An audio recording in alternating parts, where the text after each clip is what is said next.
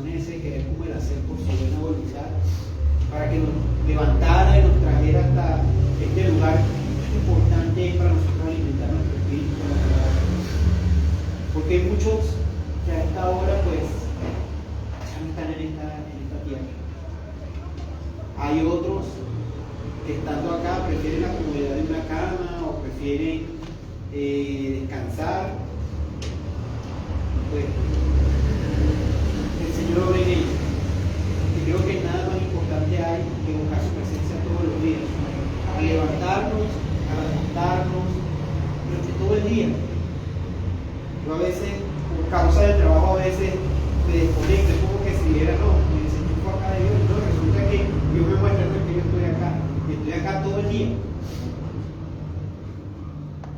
Y no soy yo el que necesita estar contigo todo el día, tú eres el que me necesitas todo el día. Tú eres el que necesitas no apartarte de mí, porque si no, vas a caer en mal, vas a caer en tentación. El pastor estaba hablando ahorita, me recordó algo de historia que yo había leído acerca de Martín Lutero. Y justamente cuando Lutero se dio cuenta del error doctrinal en el que estaba viviendo, entonces empezó a cuestionar muchas cosas, empezó a leer más Biblia, pero a leerla realmente, a leerla con entendimiento, porque Biblia leían todos esos monjes, palabras leían todos esos monjes, de hecho ellos traducían, hacían manuscritos de toda la palabra. En aquellos tiempos no había imprenta, todos los libros se pasaban a mano y ese era el trabajo de los monjes, pasar libros a mano que compraban gente muy adinerada porque era algo muy costoso, era algo artesanal. Entonces Lutero empezó a leer la Biblia con entendimiento. Aunque hubo muchas cosas que todavía no comprendió, pero por lo menos el mensaje básico que Dios había dado a través de las Escrituras a lo largo de los años lo comprendió. Y empezó a hacer algo que quizás pues no fue entendido por muchos en esa época y que quizás de repente hoy en día alguien de verdad con revelación del Espíritu Santo pues no lo hubiese hecho de esa manera, pero eso fue lo que él quiso hacer. Y empezó a publicar edictos al frente de la catedral en Alemania.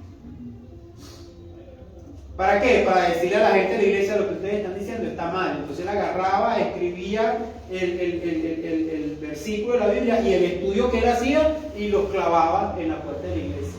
Y así comenzó la reforma, el movimiento de reforma protestante. Pero sí, es que él era ultracatólico, religioso totalmente. Y de hecho, podemos afirmar a través de la luz de la historia que esa religiosidad tampoco salió de su corazón, porque él no limpió su corazón del todo.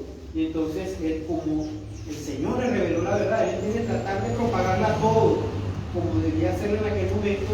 Él empezó a culpar y a acusar a los otros religiosos. Y a veces eso nos pasa a nosotros cuando empezamos en nuestro primer amor, que vemos la verdad y nos sentimos tan culpables de haber vivido en una mentira, que entonces miramos a nuestro alrededor y vemos a los demás como pecadores y vemos a los demás como religiosos y no comprendemos que fue el Señor que tuvo misericordia de nosotros y nos sacó de ese lugar, y que así como nos sacó a nosotros puede sacar a los que están en ese lugar. Amén, amén. Pero eso lo va dando el tiempo y esa revelación la va dando el Espíritu Santo. Esa revelación la va dando el Señor, y no es que uno se enfríe, es que el Señor ayuda a madurar ese conocimiento que le da a uno y le enseña a uno que más importante que conocer la verdad es vivirla y tener misericordia del que no la conoce. Porque a nosotros nos ha perdonado mucho. De nosotros tuvieron mucha misericordia. Y entonces, ¿por qué nosotros no podemos tener misericordia de otros si el Señor ha tenido muchísima con nosotros? Estamos por misericordia. Estamos viviendo por misericordia. Estamos en el camino por misericordia. La gente piensa que somos unos fanáticos religiosos porque seguimos al Señor. No comprenden la misericordia y el amor que ha tenido el Señor con nosotros para traernos al camino.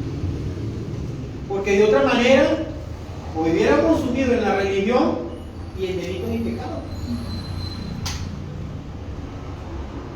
viviendo esa vida vana.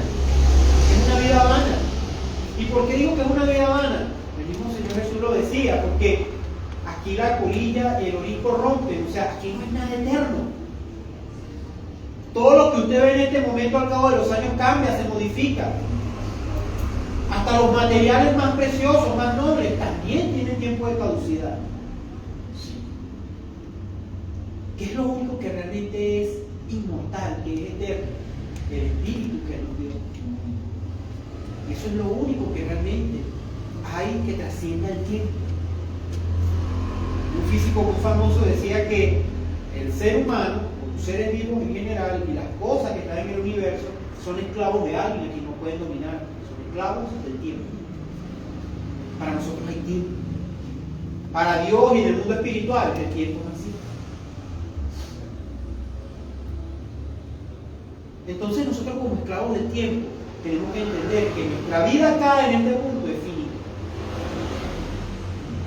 y que debemos hacer la obra y la voluntad de Dios, lo que Él nos mandó a hacer acá hasta que Él regrese. Amén. Y de eso se trata este mensaje de hoy, que es la continuación del mensaje de la semana pasada. Si recordamos la semana pasada en Lucas 10 del 1 al 37, que era el mensaje de la semana pasada, debemos recordar que el Señor escogió a 70 de sus seguidores, que no eran los 12, que posiblemente estuvieran los 12 discípulos allí, pero eran de todas esas multitudes que lo acompañaban, las personas más, digamos, más cercanas a Él, que estaban siempre con Él, que lo seguían y le servían en todos lados a donde Él iba, porque no se creen que Él iba para arriba y para abajo solo con 12 discípulos, a Él lo seguían muchedumbre de personas. Y había un grupo de personas también bastante numeroso y generoso que le seguían todo el tiempo. Muchas de esas personas fueron sanadas por Él, muchas de esas personas vieron en Él el verdadero Dios, el verdadero Mesías de Israel. Y le seguían con amor, y le escuchaban, y muchos de ellos se convirtieron, precisamente por creer a la palabra que Él les estaba dando. Entonces, de estas personas que le seguían, Él escogió 70 personas. Y los mandó de dos en dos. ¿Y a qué los mandó? Los mandó a predicar. A predicar y a anunciar el Evangelio. ¿Y qué era el Evangelio? El reino de Dios se ha acercado hasta ustedes. Arrepiéntanse de sus pecados. Arrepiéntanse de sus pecados y acepten esta gracia maravillosa que se les ofrecida de arriba. Mi Padre quiere hacer pacto con ustedes. Como dice Isaías, yo voy a olvidar las cosas pasadas.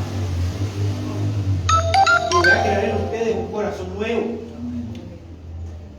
Y ya mis leyes no las necesitarán leer en un escrito, porque yo las voy a escribir en su corazón. El mensaje del Evangelio fue lo que Él mandó a propagar con esas 70 personas. Y las mandó y les dio algunas instrucciones. No lleven bolsa, alforja, o sea, no lleven nada que no sea necesario, lleven solo la disposición de llevar el mensaje. Y fíjense lo que les dijo, para que sintieran que su misión era importante. Porque muchos pensarían, bueno, pero ¿para qué predicar si está Jesús acá predicando por nosotros? No, es que el mensaje era muy importante. ¿Y qué les dijo Jesús? A la verdad, la mies es mucha, y los obreros roguemos al Señor para que envíe obreros a su mies. Y Él les dijo esto a estas personas para que ellos comprendieran que su misión era realmente importante. Les enseñó que no llevaran bolsa, alforja, nada de provisión. ¿Por qué? Porque ¿qué les quería mostrar al pedirles eso? Que aprendieran a confiar en quién. La provisión divina.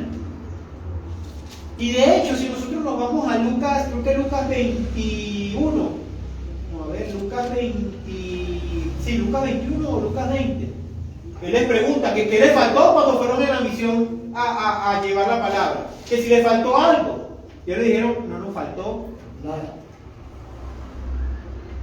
Pero Él cuando los mandó con eso, que tuvieran esa fe, o sea, sin bolsa, sin alforja, que las casas donde los invitaran a comer comieron, porque el obrero es digno de su salario. Él. Pero que no se preocuparan por dónde comer, dónde iban a dormir, porque el Señor les iba a proveer. Es que había que tener fe, porque es que el mensaje que llevaban, ¿qué tipo de mensaje era? Un mensaje de fe. Entonces van estos 70 y propagan la palabra como él les dijo, y regresan. Y ellos regresan. ¿Y qué pasa cuando regresan? ¿Cómo regresaron? Regresaron tristes, abatidos, por lo que lo rechazaron, por lo que le tiraron la puerta en la cara, por lo que le dijeron cosas. ¿Cómo regresaron esas 70 personas? ¿Qué dice la palabra? Vamos acá.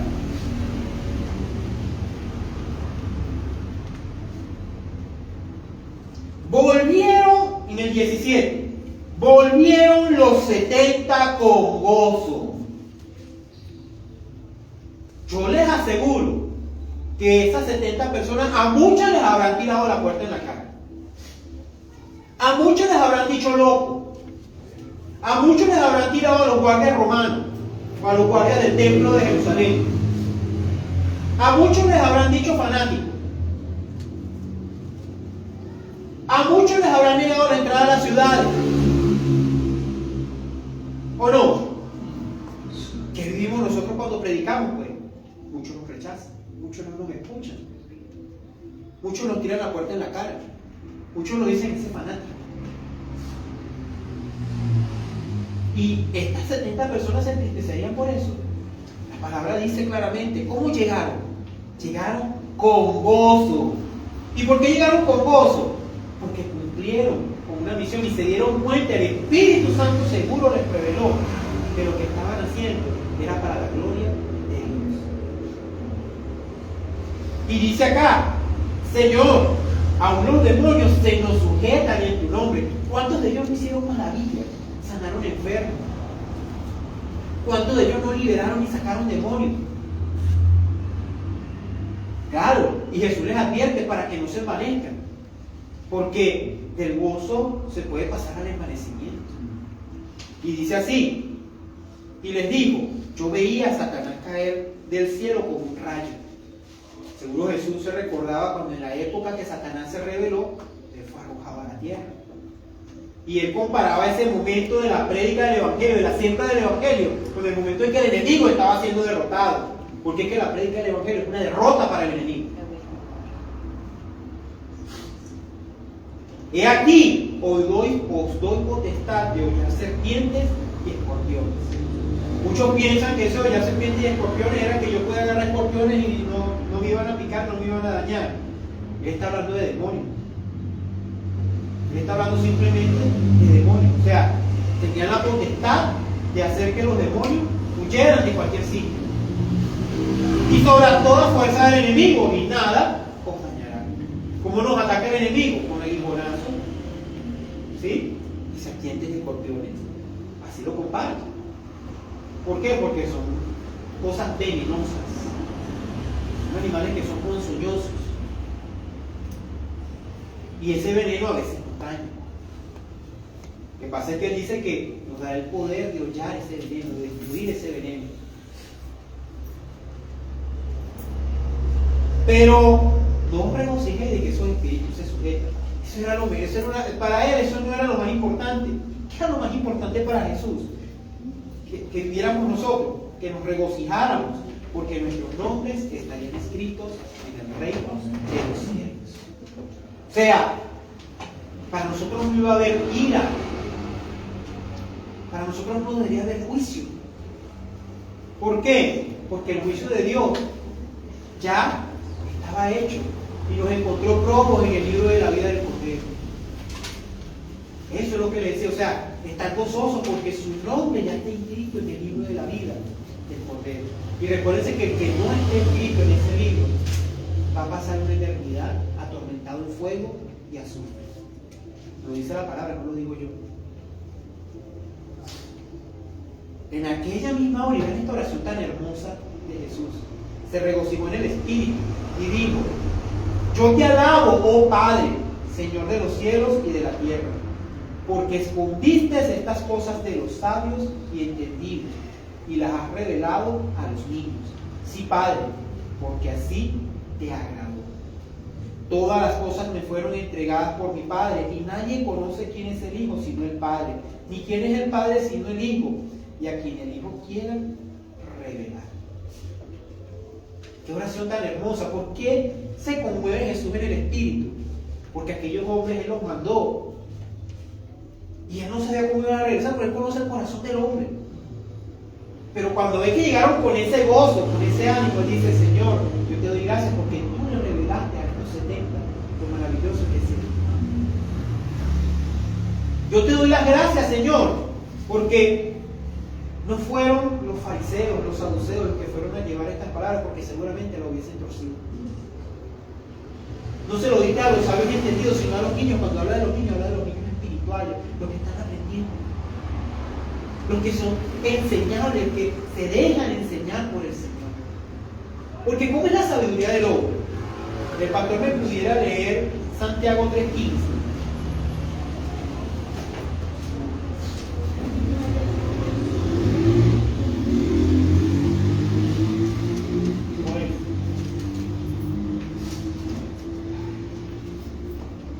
Porque esta sabiduría no es la que desciende de lo alto, sino terrenal, animal y diabólica. Amén. Amén. ¿Estás viendo cómo es la sabiduría humana? Si la sabiduría no proviene de Dios, ¿cómo es? Es humana. Y si es humana, ¿cómo es? Terrenal, animal y diabólica. O sea, hecha para hacer el mal. Un ejemplo muy simple. Los científicos de los años 40 conocieron el poder del átomo. Y con el átomo se pudieron hacer muchas cosas maravillosas y pudieron crear cosas para hacer crecer a la humanidad. ¿Y qué fue lo primero que pensó la mente del hombre hacer con el átomo? Una bomba. Y no solo lo pensó, pensó en la bomba, la hizo y la lanzó. ¿Cómo es la sabiduría del hombre entonces? ¿En qué es lo primero que piensa cuando descubre algo? En cómo emplearlo para hacer el mal. Innovaciones grandísimas, el Internet. Hoy en día, que permite que todos estemos comunicados. Nace el Internet, nació para comunicar a las personas. No, el Internet nace para comunicarse en tiempos de guerra, recibir el enemigo y lanzar un bombazo donde está. Ese es el hombre. Ese es el hombre. Cuando montaron el primer hombre a la luna, que tenían esos tremendos cohetes para llevar el cohete a la luna, ¿de dónde salió el invento del cohete? ¿Qué fue lo primero que montaron en un cohete? Montaron un hombre para llevar a la luna a un satélite. ¿Qué fue lo primero que montaron en un cohete? Bomba atómica. Ahí tenemos. Eso es la sabiduría del hombre. Por eso Jesús le ora esa oración tan maravillosa al Padre. Porque Él le da a sus hijos sabiduría de lo alto y no sabiduría humana. Esa oración es maravillosa porque Dios se complació en hacernos sabios y entendidos a sus pequeños, a sus niños, los que estamos dispuestos a aprender de Él. Amén. Él agarró a los simples, a los sencillos. ¿Qué eran estos 70 hombres? ¿Eran letrados? ¿Eran personas de la alta sociedad de Judea? Para nada. ¿Quiénes seguían a Jesús? Sí seguía gente, había gente pudiente que seguía a Jesús, sí los había. Pero el grueso de esa gente era de una pobreza bastante grande. Eran pescadores, eran personas muy sencillas. ¿Quiere decir eso que las personas que tengan algún recurso, algún dinero no pueden seguir a Jesús? Mentira. Eso sí, Jesús lo deja claro. Tú tienes que amar al Señor por sobre todas las cosas, de hermano del joven rico. Él conocía el corazón del joven rico que se le acercó y le dijo: maestro bueno. Pero cuando le tocó Jesús en el espíritu, vio cuál era la debilidad de aquel hombre: la riqueza. Su amor, su dependencia estaba en la riqueza. Y al Señor no le gusta que el hombre dependa de la riqueza. Él provee de riqueza. Es que Él no necesita que el hombre dependa de la riqueza, porque Él es capaz de proveer la riqueza que necesita cada uno de nosotros. Él no necesita que nosotros dependamos del dinero. Él dice: no es el dinero el problema de las cosas, dice la palabra. ¿Qué es lo que es el problema? El amor al dinero. Vean que son dos cosas distintas. El problema no es el dinero, el problema es el amor al dinero. Eso sí es un problema. Pero el Señor no quiso saber entendido. Y Él ora al Padre y le da gracias por eso. Porque Él tomó de lo más vil y despreciado de la sociedad para elevarlo delante del sabio y entendido. Luego dice: todas las cosas me fueron entregadas por mi Padre, y nadie conoce quién es el Hijo sino el Padre, ni quién es el Padre sino el Hijo, y aquel a quien el Hijo le quiera revelar. Todas las cosas fueron hechas por el Señor. Así de simple. Y todas las cosas fueron hechas por Él y para Él. Por Él y para Él, así dice la palabra. ¿Quién me puede leer Juan 1, del 1 al 4? Juan 1, del 1 al 4.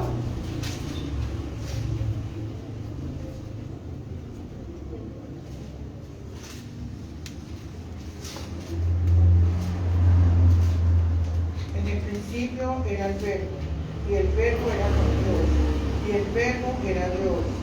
Este era en el principio con Dios. Todas las cosas por Él fueron hechas, y sin Él nada de lo que ha sido hecho fue hecho. En Él estaba la vida, y la vida era la luz de los hombres. Amén. Más claro imposible. El mundo fue creado por Él y para Él. Luego dice acá: entonces Él le dijo a los discípulos aparte, a sus discípulos les dijo: bienaventurados, estamos hablando de Lucas 10, del 23. Del 23 en adelante, del 23 al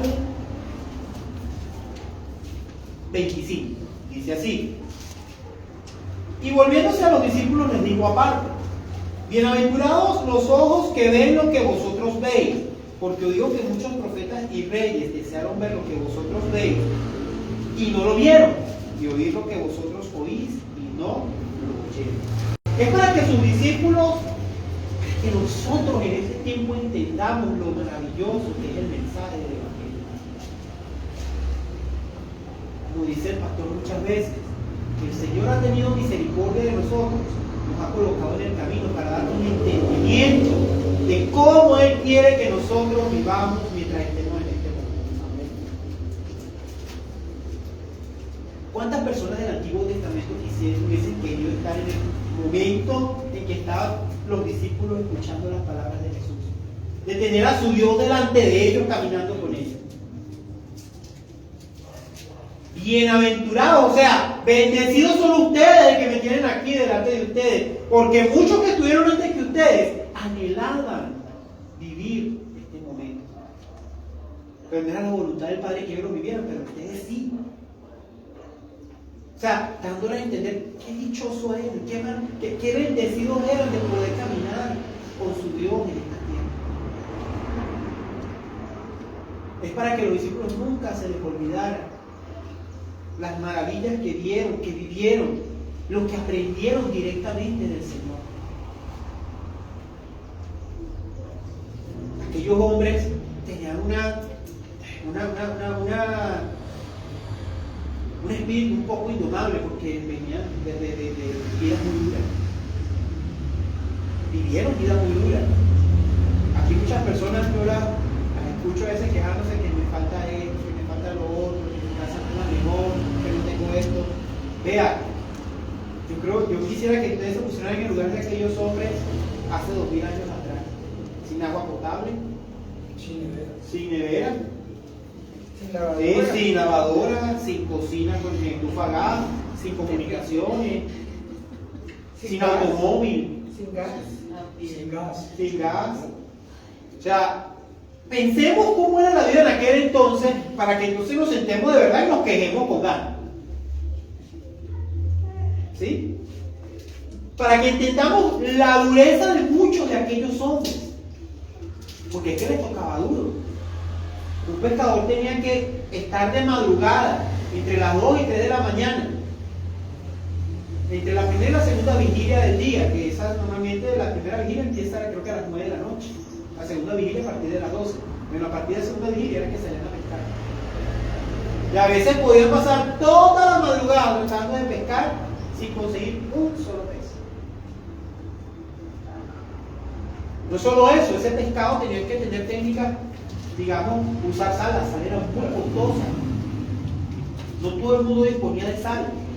La ventaja es que en muchas regiones de Israel, por el desierto y por precisamente el mar muerto, es una fuente rica de sal y podía traer sal de esa zona. Pero la sal en casi todas partes era muy costosa. De hecho, se pagaba muchas veces la mano de obra de las personas, era con sal. De ahí la palabra salario. Vean cómo eran las cosas. Entonces, no nos quejemos a veces porque falta X o Y o cualquier cosa. Pensemos en lo que vivieron aquellas personas y por qué a veces la dureza de sus corazones.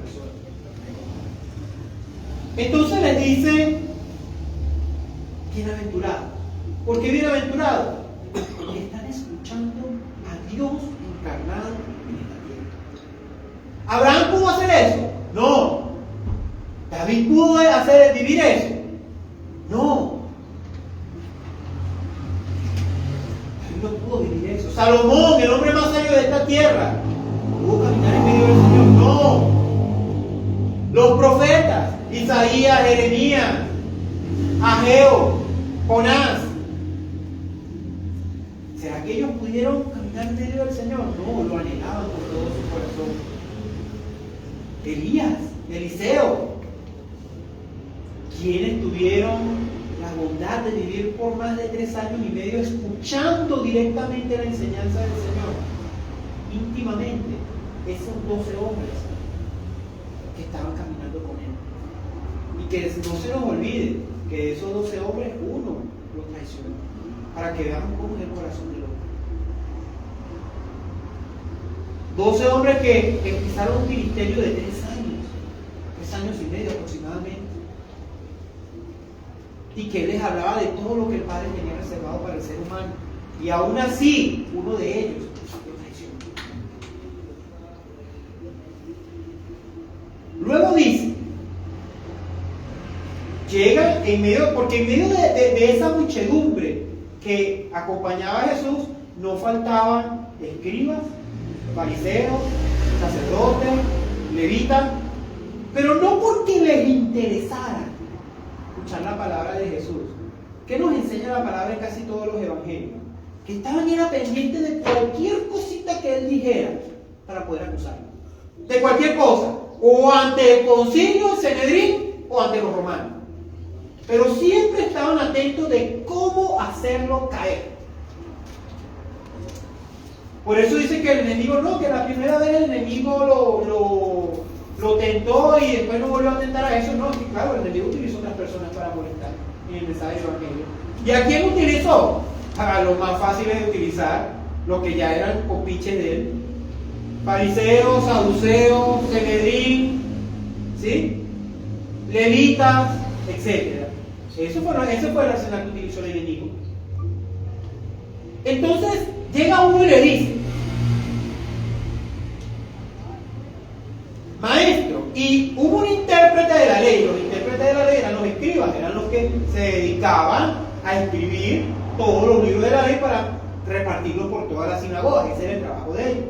Porque como les explicaba, les he dicho ya varias veces, en ese entonces el analfabetismo era muy grande y muy pocos conocían el arte de leer y escribir, ¿sí? Eso era algo destinado a la gente de clase alta.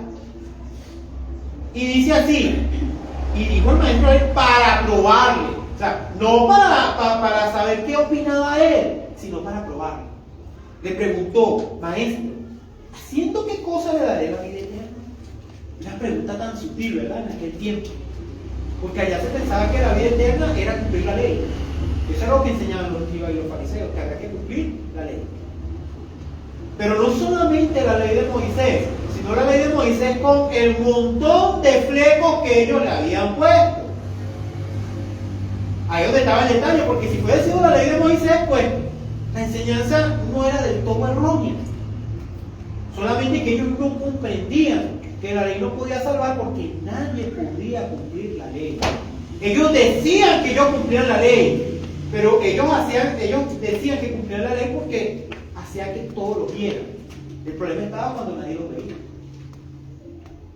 Ahí es donde no cumplían la ley. Entonces llegaba esta pregunta tan sutil de cómo hacer para cumplir o sea, ¿qué debo hacer para heredar la vida eterna? Parece una pregunta muy simple, ¿verdad? Y Jesús se la responde de manera muy simple, que está escrito en la ley. O sea, él va y le dice, a ver, ¿qué es lo que sabes tú al respecto? Pues tú eres escriba, tú conoces la ley, ¿qué dice la ley? Jesús no se refiere a más nada. ¿Por qué? Porque él entiende que este Señor le han enseñado y enseña que hay que vivir por la ley. Entonces él apela a la ley, porque es que la ley no es mala, como decía el pastor. El problema no es la ley. La ley nos enseña el pecado. ¿Cómo lees? O sea, ¿qué crees tú? ¿Cómo interpretas tú la ley? ¿Qué entiendes tú de la ley al respecto? Le responde este escriba y le dice: amarás al Señor tu Dios con todo tu corazón y con toda tu alma y con todas tus fuerzas y con toda tu mente. Y después dice: y a tu prójimo como a ti mismo. Está citando la ley de Deuteronomio. Esa ley la promulgó Moisés antes de morir, de Deuteronomio. Pero está en Deuteronomio, ese mandamiento. Ese es el principal mandamiento. Y Jesús le dice: bien has respondido, haz esto y vivirás. Pero este hombre no se quedó tranquilo con esto. Se quiso justificar, porque seguramente en su mente estaba en que había algo de eso que tenía que ver con personas de más clase. O sea, que el problema estaba no en amar a Dios para él, el problema estaba en lo que se pudiera considerar prójimo, y por eso se quiso justificar. Ya Jesús había advertido muchas veces el problema de justificarse. ¿Quién me puede leer Lucas 16:15? Porque este mensaje, esto lo dijo Jesús, y esto es muy fuerte. Lucas 16:15. Entonces les digo: vosotros sois lo que os justificáis a vosotros mismos delante de los hombres, mas Dios conoce vuestros corazones, porque lo que los hombres tienen por sublime delante de Dios es abominación. Amén. Y entonces, ¿qué le está diciendo? ¿Qué vio Jesús en los fariseos? Que querían justificarse delante de los hombres. Porque según el estigma de los fariseos, había personas que no eran dignas de la misericordia de Dios. Vean hasta el punto donde llegaba esta gente. Había personas que no eran dignas de la misericordia de Dios. ¿Por qué? Porque eran pecadores. Si es que el que peca es el que más necesita de Dios. Amén. Amén. Si es que precisamente que todos tenemos necesidad de Dios, porque es que todos somos pecadores. Pero aquellos hombres se justificaban diciendo que ellos no tenían pecado, que el pecado era de otros, y por eso aquí este hombre se quiso justificar. Entonces, ¿qué le pregunta? Le dice: ¿y quién es mi prójimo? Oye, qué pregunta tan maluca. ¿Y quién es mi prójimo? Oye, vives en una sociedad y vas a preguntar quién es tu prójimo. Vives en sociedad y vas a preguntar quién es tu prójimo. Pero este hombre lo preguntó. ¿Pero por qué lo pregunta? Para justificarse, porque él sabía que él tenía un concepto muy diferente al que Dios tenía de lo que es el prójimo. Para este hombre, el prójimo era el que hiciera las cosas que ellos hacían, no lo que Dios pide que hagan las personas. Para él, el prójimo eran las personas que, según ellos, cumplían la ley y los flecos que ellos le pusieron. Los demás no eran dignos de la misericordia de Dios, y por lo tanto no pueden considerarlos como prójimos. Y ahí tenemos la exclusión de prostitutas, la exclusión de ladrones, la exclusión de leprosos, la exclusión de los publicanos, la exclusión de los gentiles. Vean, en todo lo que ellos desechaban por no considerarlo su prójimo.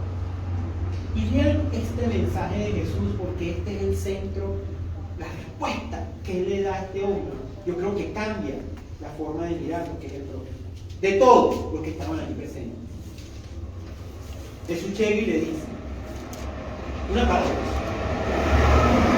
Un hombre descendía de Jerusalén a Jericó y cayó en manos de ladrones, los cuales le despojaron e hiriéndole se fueron, dejándole medio muerto. Ese camino era muy peligroso, había muchos salteadores en esa zona. Esa historia seguro él la vio, o él la vivió, o alguien se la contó. Aconteció que descendió un sacerdote por aquel camino y viéndole pasó de largo. Un sacerdote, ojo, no es cualquier persona, era alguien que estaba llamado a interceder, porque ¿qué es lo que hace un sacerdote? La intercesión, a interceder, a interceder por los hombres delante de Dios. Pasa el sacerdote, ve a ese hombre moribundo y le paró. Siguió de largo. Vean, asimismo un levita, llegando cerca de aquel lugar y viéndole pasó de largo, que era un levita, el conocedor de la ley. Los hijos de Aarón. Y este hombre ve a este tipo medio muerto y también pasó de largo. Oye, no se movió nada en el corazón de aquellos dos hombres. Luego dice, pero un samaritano. Y yo quiero que entendamos lo que era un samaritano para los judíos. Execrable, sucio, enemigo. Un perro, peor que un perro. Y pasó un samaritano que iba de camino, vino cerca de él. Y viéndole, ¿qué se le movió en el corazón del samaritano? Misericordia. ¿Cuántos de nosotros no vemos, no somos movidos a misericordia por cosas que le pasan a nuestros mismos hermanos dentro de la iglesia? Así es.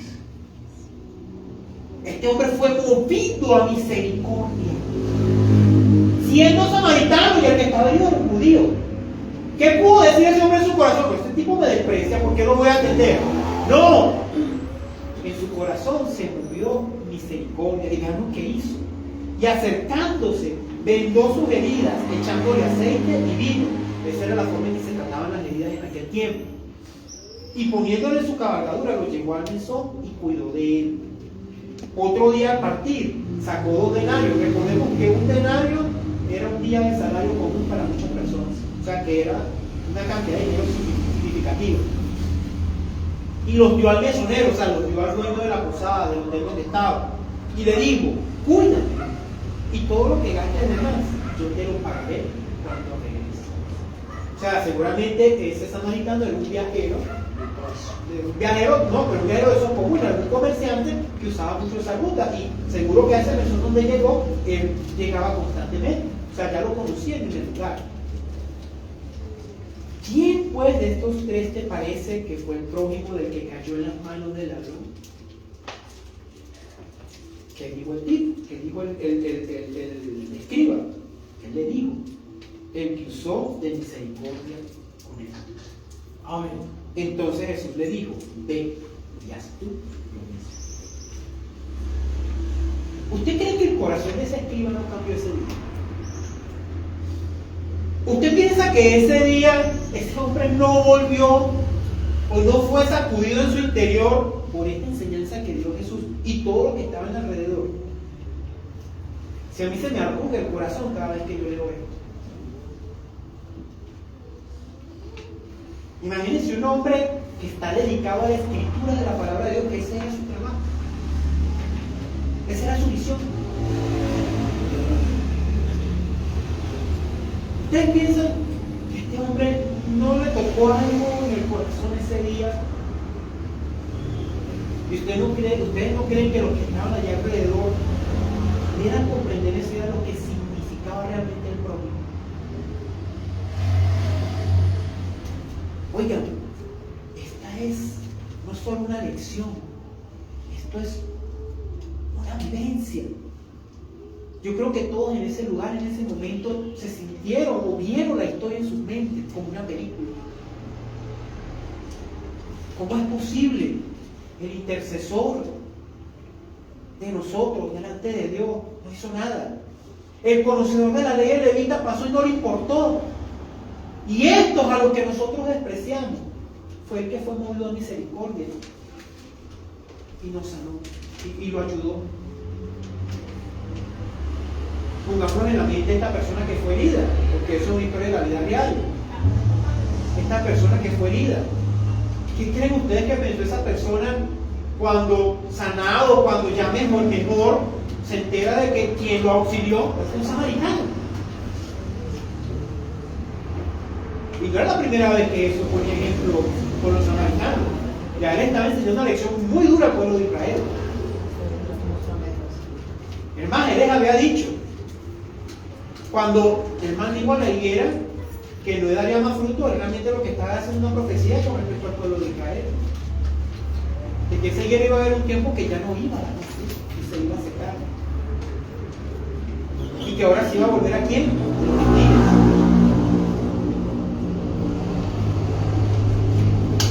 Pero había ejemplos acerca de cómo Jesús utilizó precisamente ese odio que tenían los judíos con los samaritanos para que ellos aprendieran a cambiar ese corazón, sobre todo a quienes a él le seguían, a sus discípulos, a las personas que le seguían, inculcarles lo que era el verdadero amor de Dios, que Dios no hacía acepción de personas. ¿Con quién habló él en una fuente estando solo? Una mujer samaritana, y le reveló la presencia del Espíritu Santo en la tierra. ¿Cuántas veces no sanó samaritanos? La vez que estaban los 10 leprosos, a los que sanó, que estaban por el camino, le dijo: vayan, preséntense a los sacerdotes y paguen lo que corresponde por la sanidad. O sea, porque había que pagar cuando había que tributar, había que hacer una ofrenda cuando eran sanados de una enfermedad, como la lepra.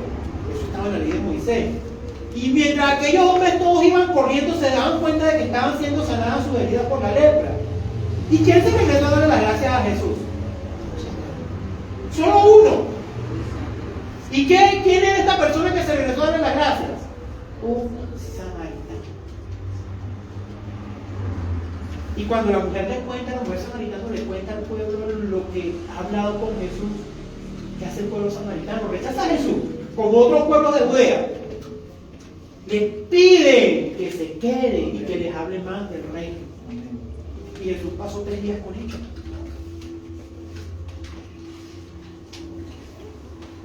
Mientras que en otros pueblos que teóricamente eran judíos, ¿qué hacían? Les cerraban la puerta. Es más, vamos a un pueblo en específico.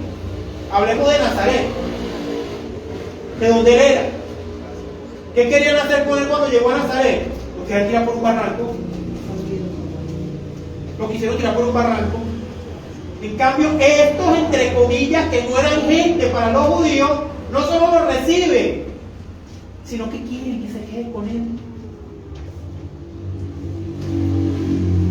Ese es Jesús.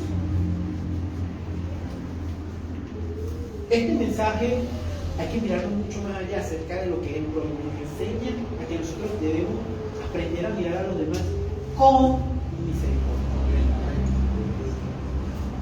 A mirar a los demás como viendo un potencial hermano que está allí frente a usted. Amén, amén. Vea a los que están a su alrededor como potenciales hermanos, potenciales ovejas del Señor. A lo mejor en ese momento todavía no saben que son ovejas del Señor, hasta que el Espíritu se los revele. No maltratemos a los hijos de Dios. No veamos por encima del hombro a aquellos que no conocen de Dios, porque recuérdense que nosotros tampoco conocíamos de Dios. Recuerden que nosotros también vivíamos en ignorancia. No es que vivamos del pasado. No, yo era tan malo, no, y yo sé cómo el Señor me perdonó. No, ya el Señor se olvidó de eso. Amén. Pero lo que no debemos olvidar es que ese Señor tuvo misericordia, así como tuvo misericordia de nosotros.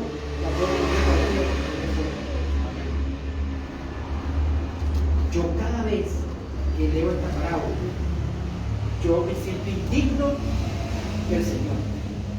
Porque muchas veces la soberbia que hay en el corazón de uno hace que uno vea a los demás por encima del hombre. Sin entender que todos, absolutamente todos los seres humanos pueden ser potenciales prójimos de nosotros. Son creación de Dios y muchos son ignorantes de la maldad que hacen. Hermanos, esto es un mensaje de reflexión. Vivamos y entendamos y comprendamos lo que significa amar a nuestro prójimo. Nuestro prójimo más cercano, ¿quién es? Si estamos casados, nuestras esposas, nuestros esposos, esos son nuestros prójimos más cercanos. Luego tenemos nuestros hijos, nuestros padres, nuestros parientes, nuestras parentelas. Y prójimos más cercanos después de nuestras esposas y nuestros hijos, evidentemente, tienen que ser nuestros hermanos en la fe. Porque esta es la familia que Dios nos ha dado. La otra familia nacemos con ella. El Señor nos coloca allí por algo. Y también para ellos tenemos que tener esa misericordia. Pero más aún con los de la fe, porque es la familia que Dios escogió para nosotros. Hermanos, aprendamos a usar de misericordia como son en el buen samaritano. Que Dios los bendiga a todos. Amén.